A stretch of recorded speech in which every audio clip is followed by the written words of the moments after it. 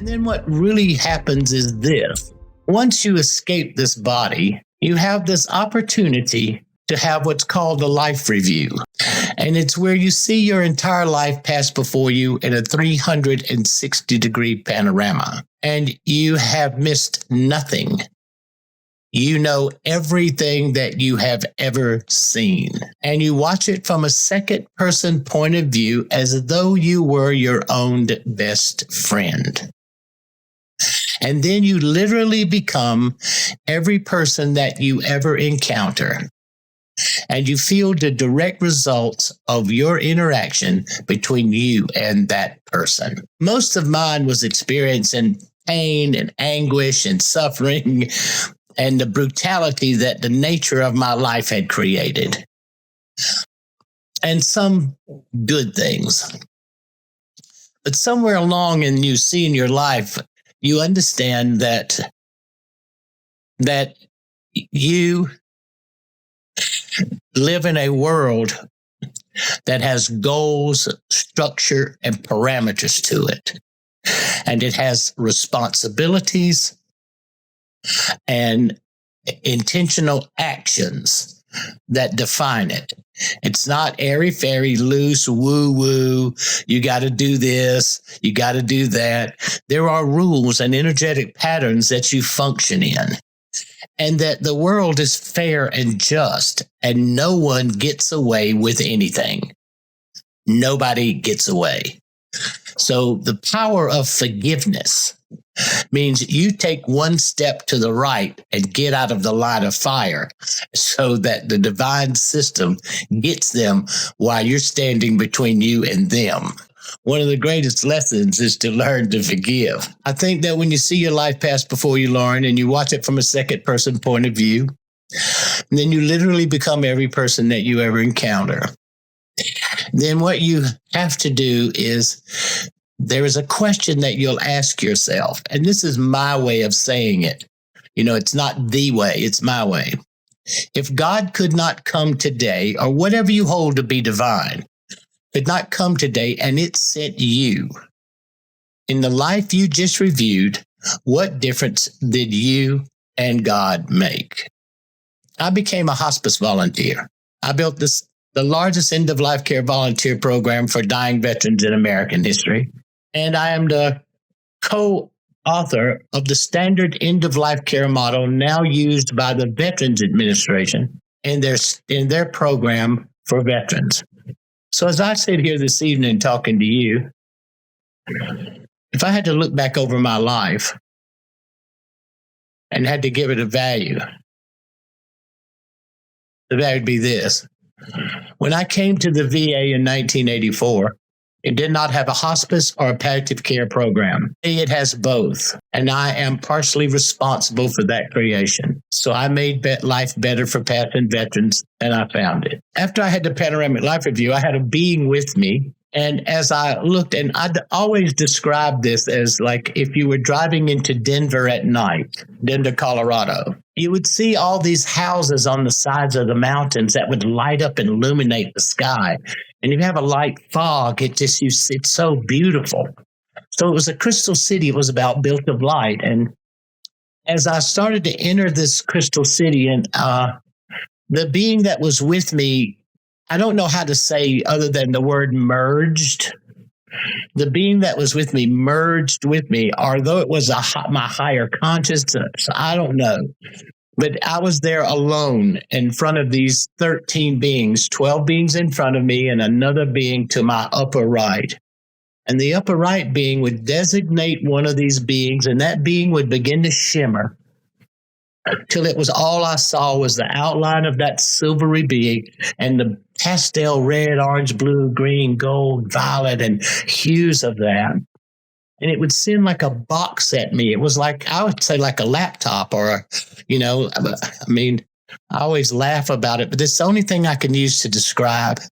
And I would enter this event. And it was different from the heaven place because I could smell burning flesh and I could see rotting and I could see buildings and I could see greenery and I could smell the smells. And I was actively as though I was a physical person there. And then it would recede. And I went through 12 of these boxes. And the predicator of it was the being of light said, if you keep doing what you've been doing, which is the aftermath of the Vietnam War, Korea, and World War II, then this is the probable possibilities of what's going to happen. So I wrote these down in 1977 because it took me 2 years to learn to walk and feed myself. And they never were my prophecies.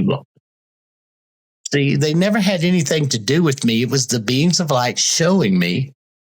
And I think the only thing, Lauren, that I had a part of is maybe my ability to interpret, because I wrote this down in 1977 and I put it in the book in 1993 in the 27-year-old Dannion Brinkley, not the 60, but not then the 40-year-old Dannion Brinkley.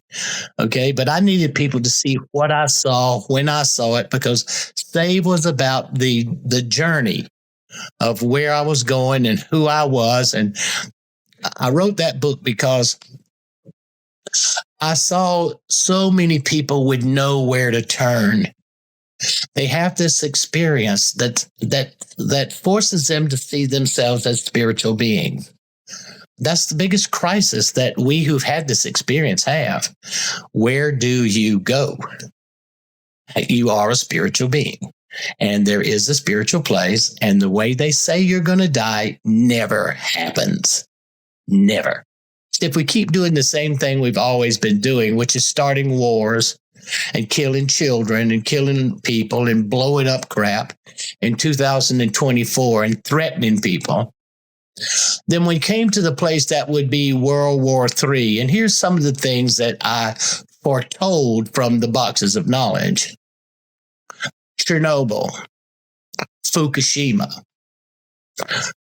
climate change, which I called climate religion, and the pandemic.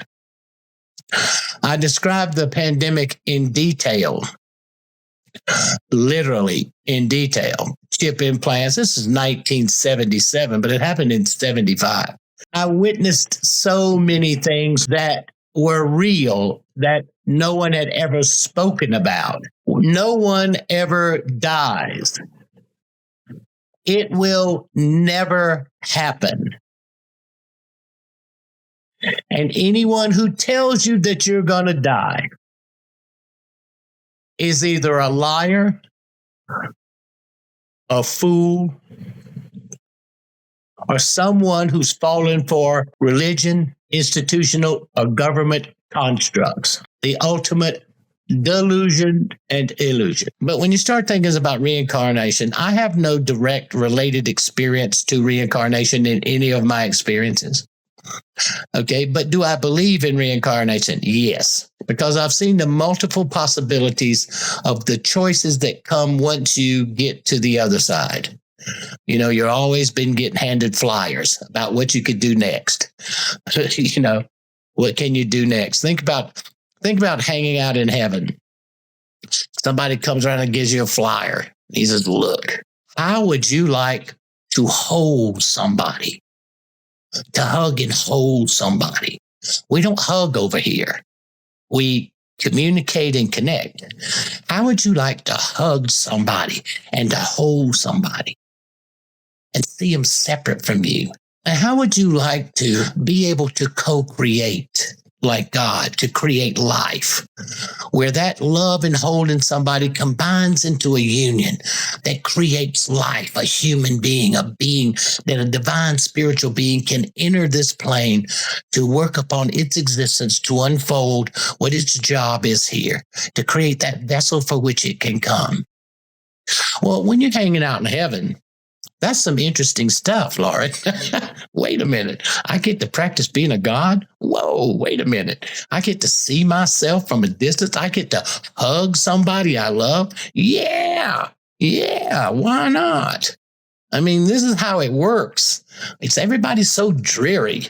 It's just not like that, everybody. It's just not. I mean, we are playful, wonderful, caring beings. I always say this: you are a great, powerful, and mighty spiritual being with dignity, direction, and purpose. The only thing that can ever go wrong is you allow something to affect your dignity, which will skew your direction and your purpose. And the greatest thing that people allow to affect their dignity is their opinion of themselves based on the rules of religions, institutions, and governments, not of your divine self.